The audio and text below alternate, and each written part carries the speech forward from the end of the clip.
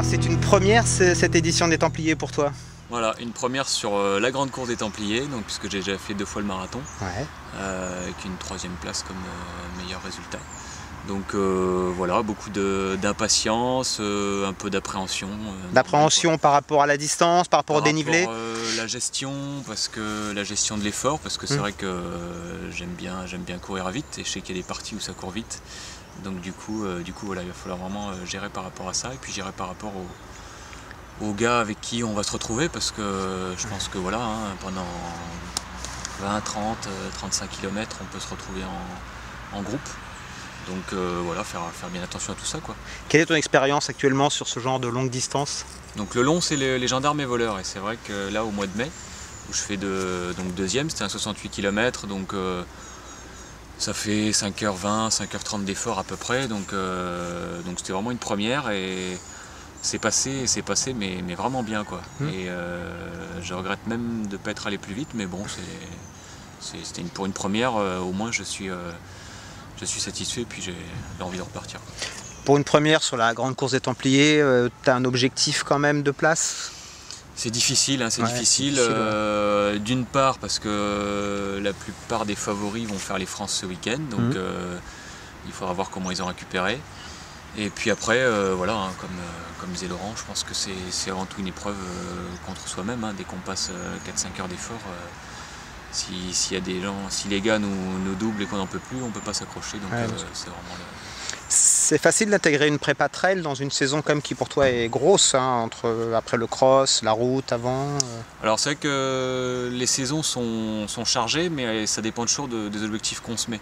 Donc moi au printemps j'ai un objectif de gendarme et voleur, donc les crosses ils rentraient vraiment dans la préparation. Et là la préparation elle a été axée sur les Templiers, donc avec les France de SMI pour aller prendre la 3e place avec Freerun là, pour aider les copains. Paris-Versailles parce que c'est une belle classique à faire. À chaque fois je les intègre en tant un peu plus qu'une séance, parce qu'une course est toujours un peu plus costaud qu'une séance, mais du coup je les intègre dans mon programme, donc voilà, ça me bouleverse pas trop dans la préparation. Tu parles de séance, c'est quoi ta séance préférée d'ailleurs dans une préparation trail?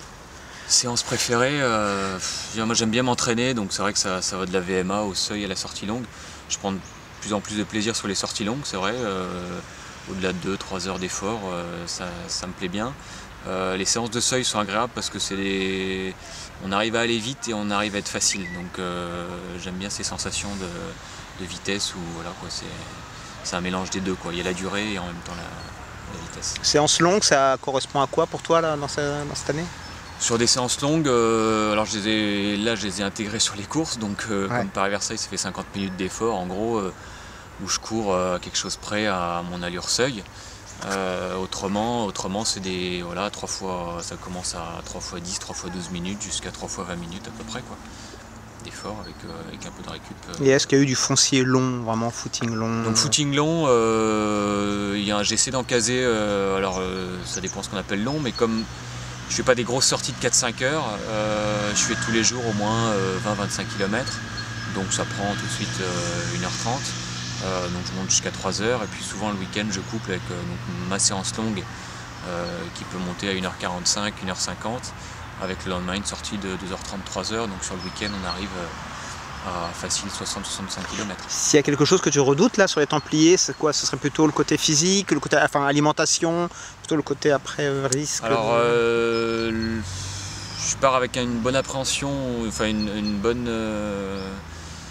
bonne gestion de l'alimentation par rapport à l'expérience que j'ai au gendarme, mais toutes les courses sont différentes, donc on ne peut pas trop se dire, sauf que j'ai bien géré la première fois. Ce qui peut m'inquiéter le plus, ça va être la difficulté du parcours, les montées qui peuvent être un peu raides, un peu soutenues, les descentes techniques, donc voilà, là, au Mans, voilà, moi je m'entraîne avec ce que je peux. Donc là c'est les cannes qui vont juger, quoi. Voilà, c'est ça, donc j'essaie de renforcer un petit peu comme je peux, mais ça remplace pas le terrain, quoi, donc mais bon, ça fait partie, quoi. Quels seront les objectifs personnels et par équipe là pour la saison de cross à venir? Alors encore une fois, moi l'équipe pour l'instant, tant que je rentre dans les 4-5, ça me motive, et du coup je joue toujours le jeu pour l'équipe. Donc on n'a pas de recrues parce que voilà, après on ne peut pas non plus faire venir du monde sans trop de moyens.